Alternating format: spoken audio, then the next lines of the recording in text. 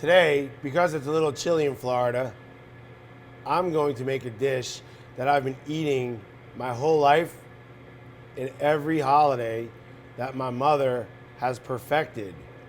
The reason why I'm showing you guys how to do it because my wife inspired me to make a video on it. Let's make matzo ball soup. Start with chicken soup. If you look at my stock video, you'll see how to make chicken stock, which ultimately turns into chicken soup. I got a piece of chicken in it. I have my chicken stock. This is a tricky situation. Matzo meal. Matzo meal is obviously unleavened bread, but it acts as if it's a sponge. This stuff is not breadcrumbs, it's not flour. You have to be precise with it because if you don't have enough matzo meal liquid, you'll have broken matzo balls. If you have too much matzo meal and liquid, then you'll have golf balls.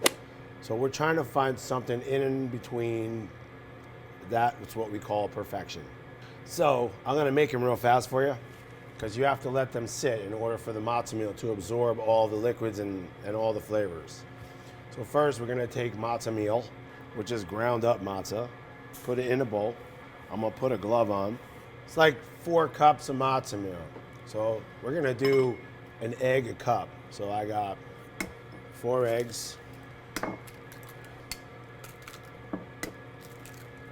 I put them in the bowl because I'm gonna whip them first. If I don't whip them, then I'm gonna have these streaks of whites and yolks, and my matzo meal is not gonna be even. Also, this dish has what we call schmaltz. It's actually chicken fat that I made that was sitting on top of my chicken soup or my chicken broth. We're gonna use this as the fat. This is gonna coat the matzo meal and the eggs and allow us to actually make balls from it. And then finally, club soda. We want the bubbles in the matzah in order for them to float. Sort of the leavening agent that they didn't have time to do while they were passing through the desert once upon a time back in the day. So now we have ingenuity. We're gonna take our, that's right, schmaltz, pop that in there. We're gonna whip our eggs. I didn't think this one out. Probably should have got a bigger bowl, but whatever. We're already in deep. All right, we're gonna pour our eggs into the matzo meal. And then 2 cups of club soda. 1, 2, half a can. Says it on the box. And then we're gonna use our fingers and get in there. And we're gonna work all that around. It's okay that it's very liquidy right now because we have to let it sit in the refrigerator for about an hour or so.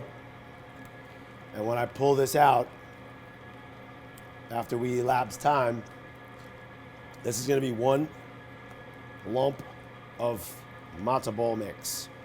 You wanna mix it up real good. That's why I'm still in it. Use the whip. The whip that God gave you. Just spread your fingers with a glove on and roll around it.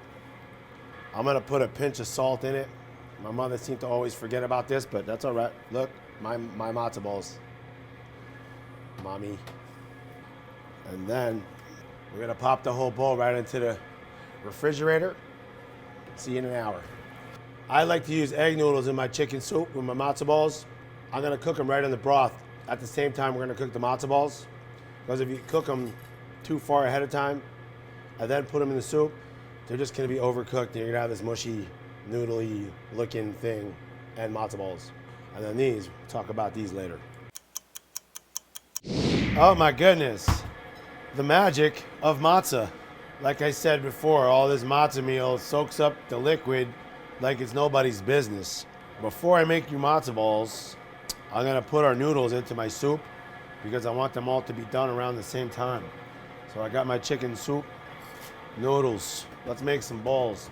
The trick to the matzo balls is you have to make them and put them into the soup all at the same time. Leave them in the soup. Don't ever take them out of the soup. They belong in the soup. It's like in matzo ball and Eve. They belong together.